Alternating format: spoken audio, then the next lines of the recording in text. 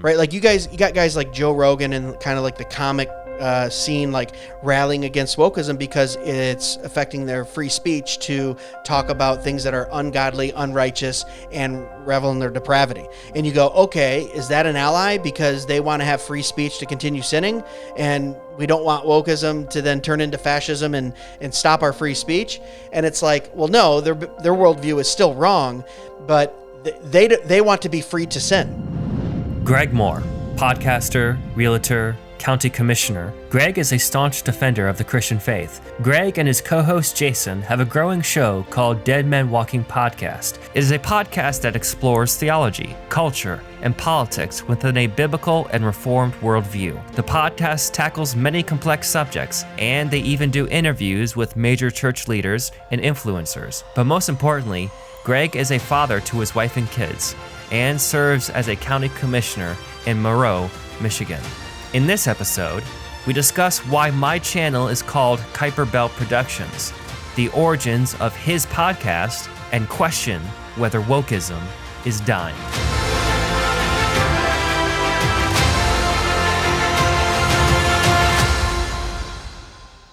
Oh man, whew. It's been a week. Yeah. It really has been a week. That's what you tell me. I know. You visited half of Michigan. Pretty much. So went to Charlevoix, then Grand Rapids, and then to Lexington, and then back here. Oh my gosh. So it's crazy. Wow. You've been farther north in Michigan than most Michiganders. Well, actually, I've been further north, actually. It's Mackinac Island. Yeah. Yeah. It's the only notable thing about Mackinac Island is it's just full of fudge. Right. There's just fudge stores every single block. Yeah. I one time walked into a store and I was like, so what makes you different than the other fudge stores? And they tried to, well, we're more creamy and such like that. Yeah. No. You're like, no, there's 500 fudge stores on this road. No, they all taste the same. That and there's no cars. Not allowed to have cars that's on right. the island. That is right. Everything's horse driven and you walk. Yeah. It's probably the most climate change friendly place in the United States because on an island, you know. Except when the Democrats have their legislative conference there for a week. Wait, do they? Yeah, the Republicans do too. Oh, really? I've been out there for a few of them. Yeah. Oh, wow. They get the governors and senators and everyone from around the country fly in. I'm so thankful that they're making such a difference. Oh man, so for those who don't know, this is Greg from the Dead Man Walking podcast. How are you doing, sir? Pretty good. Yeah, one half of Dead Men Walking. Jason couldn't be with us. Yeah, but yeah. You're gonna have to fill in for him. You have to tell all the gritty details. Oh, dude, I can talk for both of us. Okay. Believe me. Okay. So these guys interviewed me about a year ago, was it? Yeah, very popular episode for us too. Really? People like the Reform Funny Moment guy. Okay. That's what they call you. They don't even know your name. In Uzbekistan, is that right? Yeah, yeah. You're very popular in Uzbekistan, is that right? Ukraine right now. Ukraine. We get. Let's see. This week, for some reason, we did really well in Fiji. So we get weird stuff where it'll peak, but for you, it was a lot of messages from us like, who's this Reformed Funny Moments guy? And then we just sent him the YouTube links, and I'm like, we did say his name at the beginning of the episode. You can call him Josh. Nope, you're just the Reformed Funny Moments guy. Yeah. I'm more than that, darn it! Well, because most people don't know how to say Kuiper Belt. Right. Like the Bible thumping Wiener guy, which by the way, I love you, but you keep botching my last name. You keep saying Kuiper Belt. No, it's. I do like that you were like, I'm going to start a production company and I'm going to name it the most difficult name to pronounce ever. Even if it is my last name. My ancestors are proud of it, but we actually, you know what that actually means? What does it mean? It actually is a maker of wine barrels. Really? Yeah. So a Kuiper makes barrels for beer, water, whatever. Do you think the belt had something to do with the steel band or belt that goes around the... So the belt part is an actual oscillation belt in our solar system. Okay. It's named after an astronaut named Kuiper. Okay. I need to know more details because eventually I'm going to do a video on that because that's what it came named off of. So I guess we're discussing the etymology of last names. Let's do it. So the name came from. So originally it was called the DJ Shooterman 456 Studios. That's what originally was called. Yeah. Once again, very memorable. A lot of numbers and that was you can take a look at the old videos. That was a long-standing credo for like a long time, and eventually. I decided, you know what, no one's going to remember this. We need to change it. So eventually we changed it to Locomotive Productions, which is even more tasteless and bland. No, it's like, how can I one-up myself? Yeah, what's the significance of Locomotive Productions? But that lasted for like a year or two, I think. Okay. But then finally I was like, I need to change it to something else. And so I always made a joke to some people that I'm famous because they name a celestial belt after me. And so and they just go with it? I decided to do a poll. This was for my Map versus Hicks cast. Okay. Like, should I keep it to Locomotive Productions or change it to Kuiper Belt Productions? And I was concerned about doing it to Kuiper Belt Productions because people would think I would be selfish. You know, like it's named after me. Oh, no, you got to brand yourself. But, well, the thing is, no one knows Kuiper Belt exists. So you're good.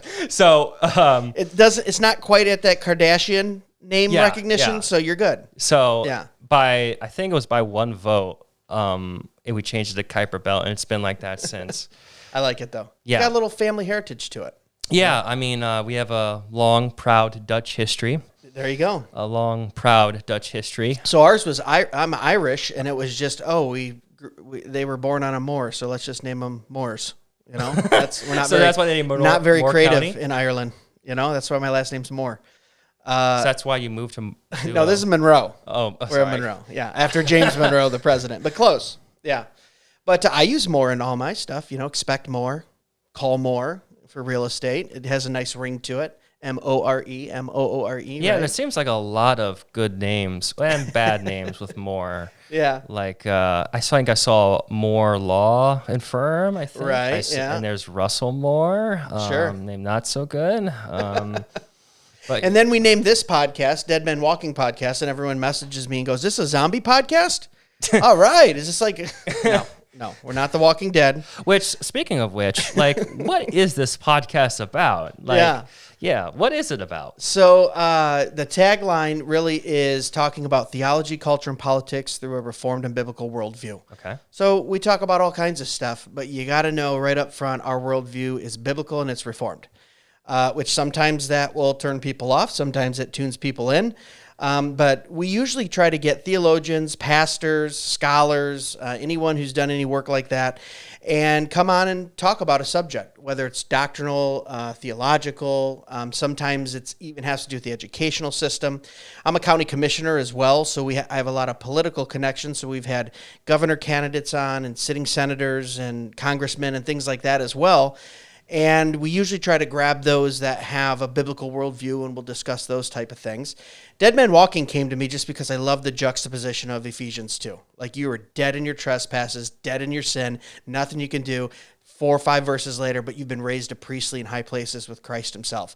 And just that, I mean, that's what my whole walk with the Lord is that gratefulness of being taken out of my depravity and my sin and showing me graciousness and walking in a place of gratefulness. So it's maybe a little confusing. It's, the logo has a skull, but also with a crown on. And there's like, why is there a king with a crown or a skull with a crown? And it's actually a really good conversation starter. So that's where the name came from. In fact, Ephesians 2, 1 through 10 is actually one of my favorite passages. There you go. go. I call it the Christian testimony. Absolutely. Because it's from beginning to end how God saves you and is still working in you. Absolutely. From beginning to end. So So that's where that came from, but I do still get them from time to time. And then there is a awesome shout out to Dead Men Ministries. And I think I created my Instagram about 3 days before he did. So we always joke back and forth privately. So we're pretty close, but he does a lot of reform stuff. And I said, we were kind of thinking in the same wavelength or something right around the same time 2 years ago. And he says, it's all good. We're different, but really he's close. Not going to sue you. What is he going to take? I have nothing. It's all in an LLC. It's limited liability, buddy. So like, I got $1 in the bank account. You can have that. Okay. Thank you. Just a little business school for you. Everyone get an LLC. They can't take your personal items. It's a limited liability. There you go. So that's a sponsor for Dead Man Ministries. No, he's good though. I like him. I'm actually kind of curious though. Everyone seems to be starting podcasts these days. Oh my gosh, right? So, like, what makes you stand out? Like, why did you decided to do this? Did you just want to be like be another voice in the reform world, or just want to be something different? Well, that's a really good question because you see the saturated market of podcasts, and I was an early adopter. Probably 2008, I started listening to podcasts when they were only on Apple, and it was when they were trying to launch their iTunes University. You remember that way back in the day, where you could just go on and watch like an 8-part series from an Oxford professor about C.S. Lewis. Is it the same as like Apple Plus? It's kind of, well, now they charge for it, but back then it was free, iTunes University. Okay. And it was like, why would anyone go to college? I can go to college right here, right? And they quickly realized they were getting complaints from some of the universities, like, take that down. People are not going to our school and just watching these free, right, lessons. So I was an early adopter podcast, loved listening to podcasts for a long, long time. And always, I love talking. I love debating. I love getting into, I call them friendly arguments. I think that's where people can learn when we might have two different opposing views, but we, use graciousness and love to like come to some type of either agreement or agree to disagree type thing. And in 2020, I was classified here in Michigan as non-essential as a real estate broker. Go figure. I don't know why our governor thought living in a home wasn't essential, but all right. And my wife went, hey, what do you think? Maybe now's the time for the podcast. I'm not doing anything for the next 6 weeks, really. And I said, yeah, it was good, let's do it. So bought some basic equipment, called up my buddy who lived 5 houses down from me, who I just reconnected with, Jason Hamlin. After we had went to high school together, but hadn't seen each other and just happened to be going to the same church for about a year and a half. He came in for the first episode, and then I called him up afterwards and I said, why don't you just kind of do this with me? And he's like, dude, I sit behind a guitar and I'll play, but I'm not a front man. I don't talk. I said, we'll figure it out. And we balance each other quite nicely because I always have something to say, unfortunately. And he's, he when he talks, people listen because he's very measured in when he says something. And it works out well. And we've been doing it now 2 years, April. Well, just this last April was 2 years. So just a little over 2. And I guess it seemed, based on what I'm hearing, there's much growth going on, I guess. Yeah, we got a really good response. That's a funny story because I have to give a shout out to the Cross Politics guys because a couple of them reached out to us and said, hey, we saw you started a podcast. We said, well, why don't you come on? So they came on in like the 8th or 9th episode. That gave us a bump right there because Cross Politics been doing it for quite a while. They have a great following out there. And then he said, hey, we're doing our very first Fight, Laugh, Feast in Franklin, Tennessee. And this was in 2020. And we said, yeah, let's go down to it. Can we bring our podcast gear? And they said, yeah, I guess. No one's asked, but sure. So we went down there, and we had the Roadcaster board and the mic set up, and we had a big 10-foot by 20-foot backdrop, right?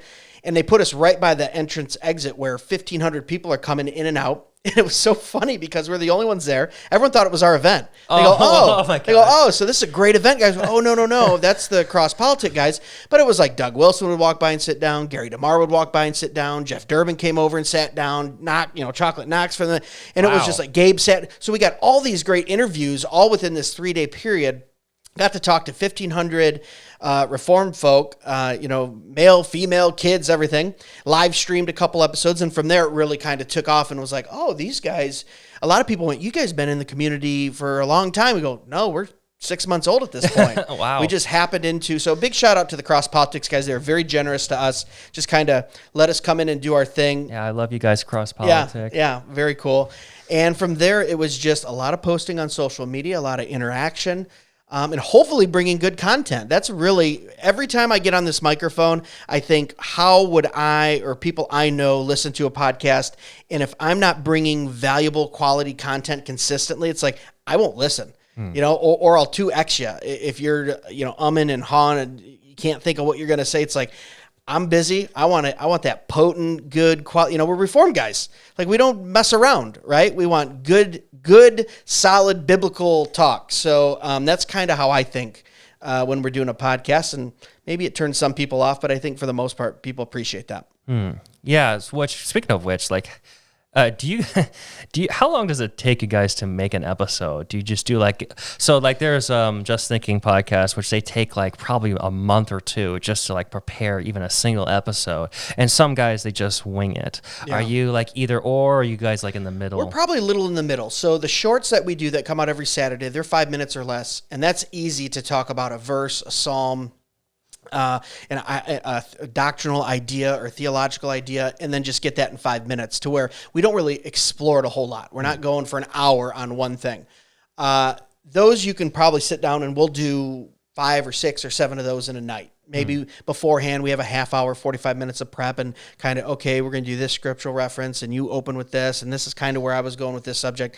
For the episodes, it's usually a month before. So we'll go, like last month, I said, man, I've just really been getting back to Isaiah 6. Like, what's going on, Jason? And he's like, let's do an episode on it. So that was like kind of 30 days out. Maybe throughout my day, I might jot something down for a note. He'll do the same. And then we'll get together on text and say, hey, this is what we're thinking for, coming up. And then we have a guest on. That makes it a little easier because we just get to ask the questions and then listen to much smarter people. But this time I'm asking you questions.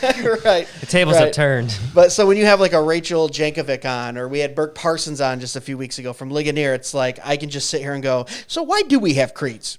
What is your favorite one? How do we use them? And then, not a whole lot of prep on my end because it's a little more question and answer style. And when you get a guest like a Burke Parsons or a Doug Wilson or a Jeff Durbin, who can just go because you know what I mean? You've met those guys and interviewed them. They're just like, man, you look at them and you go, good Lord, that's just years and years of study and understanding the word. And that makes it a lot easier when you have a guest on the other end. Speaking of making podcasts, podcast world, I think for most people, they have like a part-time or full-time job, right? Yeah. So like you mentioned earlier that you had you were part of a realtor. Mm-hmm. So how did you manage to like balance that between the two? Oh, that's a good question. No one's really asked me that before, but it was nice with Jason and I because we were both kind of running our own business. Okay. And I worked as an account manager for AT&T for 10 years. And it was like, when you're in that world, you're on call. Now you kind of are with real estate, but when you own your own business, you can really rearrange some stuff. I just literally 2 hours pulled my camper back in and got back from a 5-day Memorial Day weekend camping trip. Sorry if I'm dating this episode, if it's coming out in the future. But it's easy when you can kind of rearrange your own schedule when you own your own business. And I've been so blessed to do that. And I tell people, unless the Lord says you're going to work that job, I don't think I'll ever stop working for myself. There's a freedom there that allows me to get up, homeschool with the kids, go over catechism, do a Bible study, allows me to go camping, hang out with friends, sit down with people like you when you're in town. There's a lot of flexibility. Now, you also wake up every morning and you go, let's not be homeless next month. But I kind of like that pressure, right? That's the type of my personality goes, let's go hustle and figure out a way to provide for my family. Some people, they're not cut out for it, but it does allow for a lot of that. So it wasn't too hard. And then during COVID, it was like nothing was going on, and it was awesome. Jason and I, when we started this thing, we were like, let's record 2 or 3. We're going 2.5 hours. We're blowing through content. We're like, okay, we better shorten this up. So now the episodes are more like 30, 40 minutes, and they're just right. Just enough to get a little content in there, something that's quality, and on your way to work or something, and then shut it off, and, Saturday we'll have a little 5-minute for you. So I guess, well, I'm kind of wondering though, because you pre-record like the podcast beforehand, but you also cover the news, right? So how do you like keep it current or up to date? So if we can get in a guest 2 to 3 days out of the drop date, then we'll do news. Okay. Because that is in our mind. It's like there's so much going on. Yeah. We did an episode once and we pushed it out 3 weeks, and the news was just like, that's over with. Like no one's talking about that anymore because it's so topical. So we'll do newsy news. If we got a guest that say records on a Sunday night and it's dropping on Wednesday, we'll do that because 2-3 days out, it's still kind of relevant.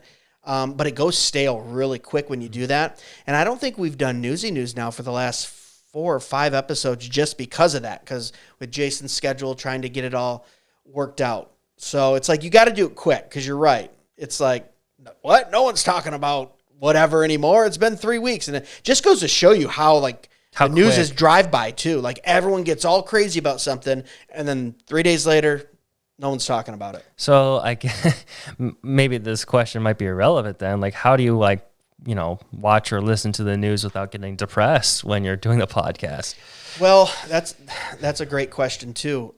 So the Lord actually convicted me about this. So I was all about news and politics, and like that's all I was doing like 2-3 years ago, obsessively, like really getting into it, talking to people online about it, meeting with people, and in the back of my mind going, oh, but I'm doing it for the glory of God. I mean, like I'm a Christian, so I have a certain worldview, and I'm helping to educate and all this.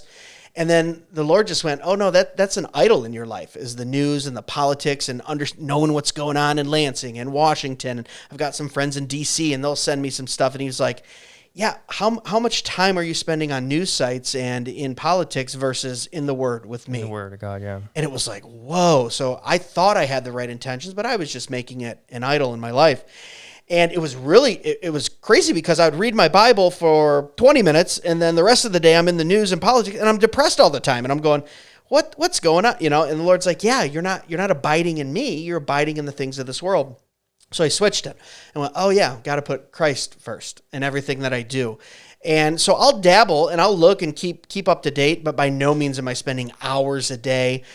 When we do Newsy News on here, it's usually headline stuff, or if I find something where it's a little unique, or, you know, we broke a story that some gentleman had put on TikTok, and at the time he only had, I don't know, maybe 500 views, and it was about the transgender closets, to where in California they wanted the kids to wear what your parents feel comfortable with you wearing, but when you come here, you can go in the closet, put on whatever you want. We'll let you wear it all day long, then go back in, get your clothes back on, go back to your parents. And I just went, this is being proposed in LA County, and no one's covering it. And we covered it there and helped his video, and I think his video was going to do well without us. But that wasn't on the front page news. And then literally 3 weeks later, then you have Fox News covering it. So that was one of those things where you're just poking around, you're looking at different things, you get stuff sent to you, and you go, yeah, we need to cover that and talk about, you know, parental rights, or what's the biblical worldview on this. And it's not something I dwell on. Homeschooling your kids. Right. Like get them out of government schools, you know? And we kind of talked about that too. I mean, not to like, you know, straw man it, but, you know, God can still work with people and Christians in public schools. I mean, I actually went through a public school, but, you know, I'm not going to say it was perfect by any means, but I was just thankful I had godly parents that were able to continue to teach me in the ways of the Lord when I got home. Sure. But looking back at it now, I would definitely want to be home to homeschool my kids, like Lord willing, because, you know, it's getting crazy. It's getting crazy. Oh, it's nuts. I can't even understand how parents do it with everything, with school shooting scares and bomb scares and the transgender stuff and the social pressures of if you believe a certain way. I was homeschooled up until 10th grade and then went to public school my junior and senior year, and it was like night and day even then. And we're talking 20 years ago now when I was in high school. So it was like I got there and I was like, I cannot believe the way these kids talk to their teachers. I mean, I was in pretty conservative, strict Christian home. I wasn't even allowed to call cops, right? You call them police officers, my dad said. He's like, they can call each other cops. You respect them as authorities that have been put in place by God. And you go, whoa. And then you get there and they're cussing out their teachers and they're smoking in the bathroom. And I go, what is going on here? And it was really, that's a longer part of my testimony, but it was like a culture shock. You just go, whoa, it was night and day. And I can't even imagine now with kids, but that's what I tell people. Hey, if you can do it, homeschool. And when I say if, that includes you don't need the nicest car, you don't need the biggest boat, you don't need the nice camper. Guess what? Mom's or dad, whoever's going to stay home, you go down to one income. We're just accustomed to two incomes. Ever since World War II, women went into the workplace, we have abandoned the family. And that includes a lot of Christians, many Christians. So when you have like the Doug Wilsons of the world preaching to get out of government schools and homeschool, I'm right there with him. We're homeschooling our children. He even mentioned that he was preaching and teaching the same things like 20 or whenever he started his ministry. It wasn't until like as of late where his materials just more or less exploded. Yeah. You know, because now people are actually seeing that his, I guess, prophetic criticism was actually really valid and right. Yeah, there's always guys that are before their time on stuff. And right? I think Doug Wilson is really underrated. Oh yeah, sure. I think he's finally getting his due of He gets a lot of slack. Yeah, of what he's been talking about for the last 20 years. I also think he's underrated in the literary sense. He's probably the C.S. Lewis of our time. When you actually look at his nonfiction, some of the stuff he writes, his poems, his blogs, you go, oh yeah, I kind of get that. And that's a big influence of his, Chesterton and C.S. Lewis. But there's always guys that, or look at Vadi. Right? For so many years, Bauckham that has been talking about cultural Marxism for 15 plus years. And then all of a sudden now his book's #1 and they go, where's he been all this time? It's like, you just haven't been listening. He's been stone cold on point with this subject for 15 years, yelling at the rooftops, like, you better watch out. And now that it's here, now you want to listen to him and react instead of be proactive in those things. Which would be an interesting question maybe I could ask later, is to whether or not, is wokeism dying, or is it just another religion that's going to be growing? But maybe that's a whole subject for another That's a time. really good question. Because on one hand, it's evil. It's so evil. Like, Sure. people are captivated and they don't seem to leave. But on the other hand, it's like there are a lot of people that are reacting to it, even non-Christians, especially when you see in school board meetings and stuff like that. So it's like, is it winning or is it dying? I'm not exactly sure. Who knows? So I think, really quick, from a biblical worldview, I think what's happening is that you can say it's Satan or it's the principalities of this era. They're overstepping their bounds. The greatest thing, the greatest game plan that Satan has ever had is to turn us over to our own freedoms and depravity. Right? Like, you got guys like Joe Rogan and kind of the comic scene, rallying against wokeism because it's affecting their free speech to talk about things that are ungodly, unrighteous, and revel in their depravity. And you go, okay, is that an ally because they want to have free speech to continue sinning, and we don't want wokeism to then turn into fascism and stop our free speech? And it's like, well, no, their worldview is still wrong, but they want to be free to sin. Potter's Freedom with James White years ago pointed this out in his book, we want to sin. That's what we naturally want to do. And now you've gone so far into authoritarianism and fascism with the wokeism that even the depraved sinners are going, hey, you can't tell me what not to talk about and what not to do and what not to make fun of. I want to do that stuff because I want to continue to sin. So I think you're going to see a pushback even with the secular group, because they want to continue to do that. I would say Christians need to step up and not only push back on kind of the leftist, progressive wokeism, but also hold up a biblical standard. Yeah, what? Yeah, I mean, even conservatives that we would say are allies with wokeism, most of them don't have understand that their worldview comes from biblical standards. Yes. They come from Genesis, life, family, private property, sanctity of law, order. Sure. Those are found in Genesis. So ultimately, they pretty much have no standard, or must at least recognize the standard that actually comes from here of what they're holding. Absolutely. Yeah, you got these libertarians that are like, hey man, the non-interference clause and non-aggression pact, and it's like, yeah, dude, 4 of the 10 commandments are about personal rights and personal property rights. That's the original libertarian right there, okay? That's God's 10 commandments. That's dealing with that. No, you're not allowed to go take covet a neighbor's wife. You're not allowed to steal. You're not allowed to murder and hurt someone. That's everything you view, and you think you have this crazy postmodern enlightenment. No, that's the Mosaic Law. That's what the whole foundation of this country is based upon. I don't care if you're an atheist, agnostic, a Hindu, a Buddhist, a Christian, whatever. If you live in this country, you're benefiting from Mosaic Law, right? Eye for an eye, tooth for a tooth. People misquote that all the time. All God was saying when he made that law was, hey, equal punishment under the law. If you steal a man's house, then you get the equal punishment of how taking his house or taking his cow or his food, how that affects him. You don't get to chop off a person's arm if he takes a piece of bread off of your table. Right? And then we go, oh, that's what our whole justice system is built on. Equal punishment under the law. We don't take someone who speeds 10 miles over and throw him in jail for a year. we give them a $150 fine or whatever it is. And it's like people don't even realize, even Christians don't even realize that that's ingrained, right?